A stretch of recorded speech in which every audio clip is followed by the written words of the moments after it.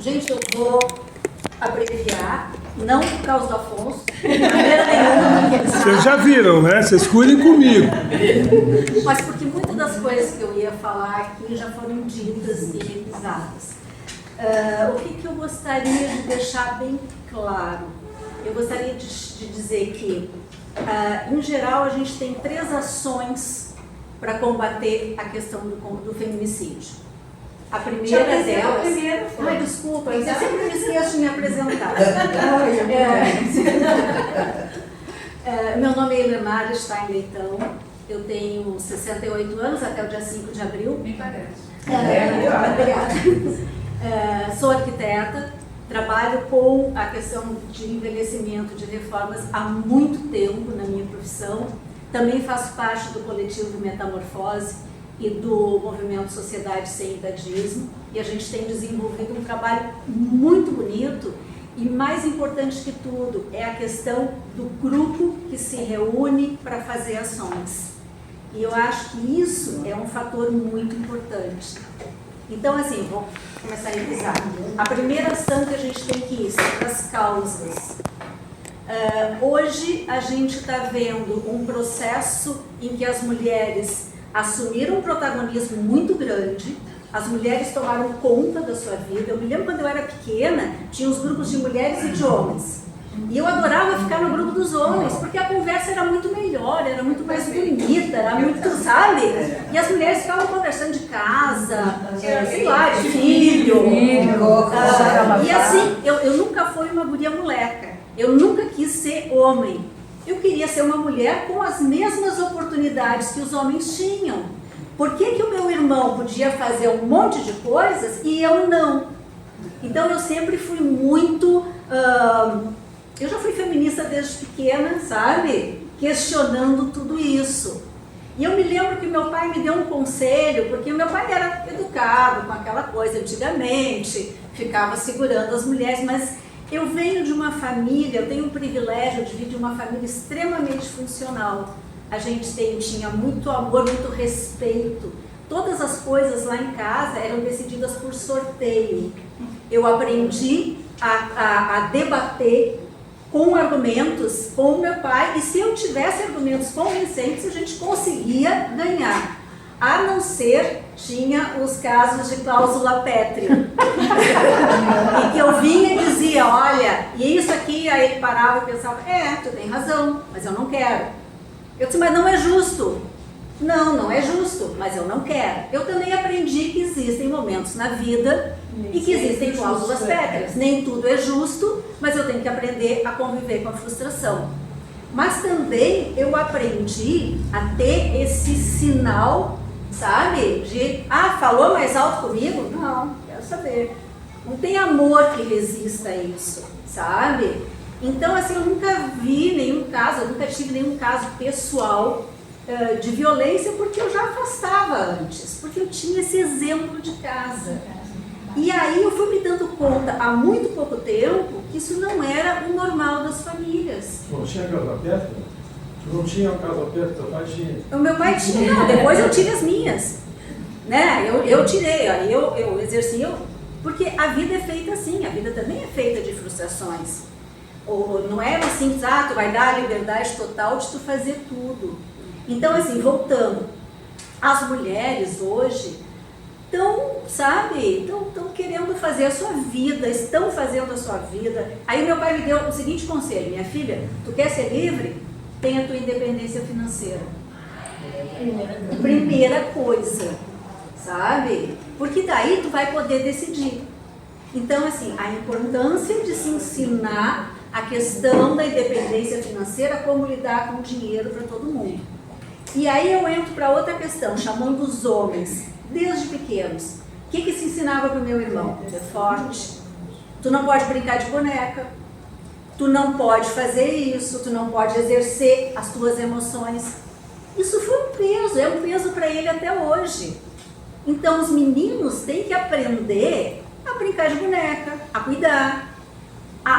Eu me lembro que durante a enchente me chamou muito a atenção quando foram feitos grupos para homens em que eles puderam contar como aquilo estava impactando a vida deles. Porque nós, a gente, de bem ou mal, a gente conversa com as amigas, a gente não tem proibição de chorar, a gente não tem proibição de gritar. Os homens têm. Eles têm que, sabe? Se me permite. Eu dou aula de biodança aqui no Alcastar, desde o ano passado, e às quintas à noite. E o ano passado veio um amigo e junto com ele foi trazendo muitos homens. Então eu acho que eu tive setembro, outubro, novembro.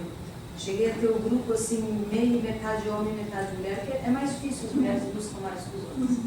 E uma coisa ficou perceptível no grupo, um espaço para os homens chorarem. Eu nunca tinha me passado na minha cabeça essa necessidade, um espaço para que se permitem os homens aqui presentes para que possam chorar consigo mesmos, mas num ambiente que dê suporte e sem julgamento, mas poder chorar, um espaço para poder chorar. Eu acho que é bem isso, sabe? Essa permissão de tu não ter que seguir aquele velho modelo masculino, em que de repente os homens estão perdidos em relação à sua masculinidade. O que é a masculinidade? Qual é o meu papel como homem? Então, quando a mulher questiona, a mulher ganha mais, a mulher deixa dele, o que ele faz? Ele vai lá e termina com aquele problema.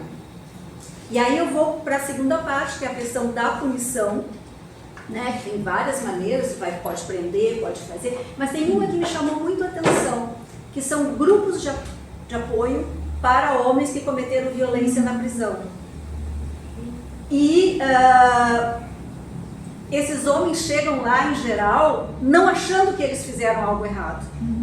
Aquilo era o papel deles, era o papel de homem. Então, tu questionar isso, sabe? E colocar e dizer assim, não, a culpa das coisas não é dos outros, não é da mulher que não fez isso, não é da mulher que me traiu e que daí como é que eu vou ficar perante a sociedade? Assumir o seu papel. Tá, ela não me quis. Eu sou maravilhoso, ela não me quis, como eu vou fazer, né?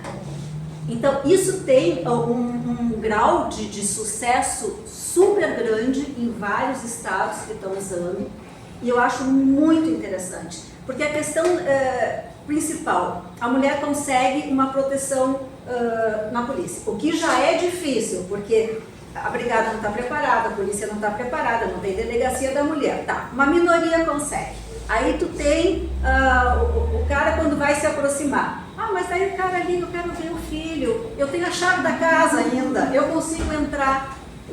Como fazer com que essa mulher fique protegida? Só aquele aparelhinho vai proteger ela realmente? Aonde colocar essa mulher? Naqueles momentos de, sabe, que ela possa ficar protegida. E aí entra no terceiro, que é a consequência. O que vai ser feito dessa mulher se ela não tem uma segurança econômica? O que vai ser feito dessas crianças que ficaram órfãs? O que o Estado está fazendo para conseguir garantir isso? Eu tenho uma amiga que trabalhou num abrigo que não podia nem dizer o endereço, que era onde as mulheres ficavam. E ela fazia recriação com as crianças. Ela não aguentou pelo nível de violência daquelas crianças. Porque imagina uma criança que vê uma situação de pai e mãe se agredindo, onde o pai mata a mãe. A violência que essa criança reproduz é enorme. Então, um papel nosso como órgãos públicos, super importante. A gente tem leis muito boas no Brasil, não é questão de leis. É questão que elas sejam cumpridas.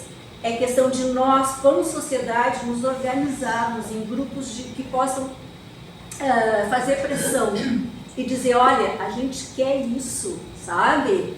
A gente ir lá para o deputado que a gente votou, para a deputada que a gente votou, e aqui eu vou dar um parecer de uma grande feminista que disse o seguinte, é muito interessante, porque os homens, quando vão votar alguma coisa, nenhum demérito contra os homens, mas eles têm uma cultura de competição.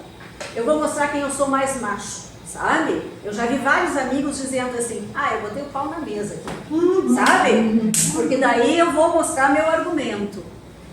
As mulheres, segundo essa feminista bem famosa, quando tem uma pauta em comum, mulheres de todas as ideologias se unem em função de uma pauta comum, sabe? Então eu acho que a gente tem que levar muito em conta isso, porque são representantes e são como a gente tem para se defender, tá? E por último eu gostaria de agradecer a Denise Agemi, ela é embaixadora internacional dos Bancos Vermelhos, e foi uma ideia que surgiu na Itália. A Itália tem, acho que, prisão perpétua agora para feminicídio, e é uma questão de conscientização.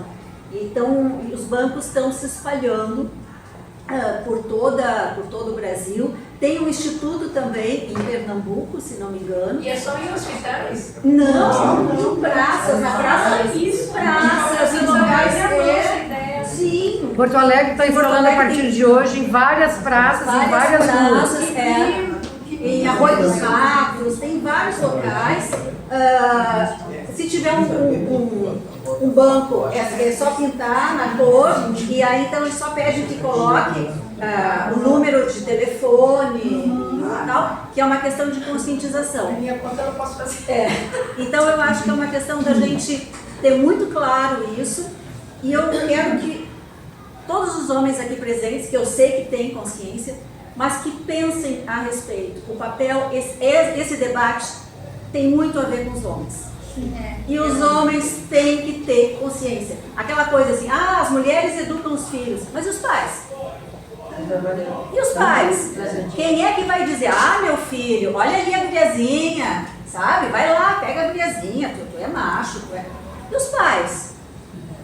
Então vamos chamar, os homens fazem parte dessa conversa, não é só das mulheres. Eles precisam serem tratados. Exatamente. Se eles estão matando, eles que estão doentes mentalmente. Exatamente. Então, é isso, obrigada.